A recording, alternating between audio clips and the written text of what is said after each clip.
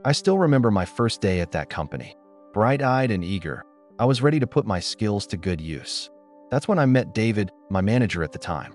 On the surface, he was good-looking, confident, and endlessly talkative. But as I got to know him better, I started to see a darker side. David had this constant need to be the center of attention. Every meeting was about him. Even when my team had big wins, somehow the credit would always end up going his way.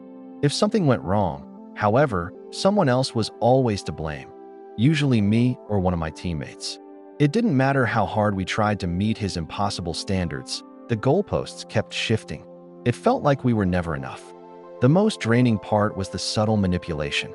David would flatter me one day, telling me I was his most talented employee, and then, the next, he'd criticize me publicly for trivial mistakes. This cycle of praise and put-downs kept me off balance and constantly doubting myself. The anxiety followed me home every evening. I felt stuck in a loop of never feeling good enough. After months of this, my confidence was shattered. I started dreading going to work. Sleep became difficult because I'd lie awake going over every little thing I could do to keep David happy. I was exhausted, physically and emotionally. Eventually, I realized that this wasn't going to change, at least not unless I changed something myself. Talking to a mentor outside of work helped me see the bigger picture. David's behavior was classic narcissism, grandiosity, lack of empathy, and an insatiable need for admiration. It wasn't personal, even though it felt so personal at the time. That understanding was my first big lesson. You can't change a narcissist, but you can change your response.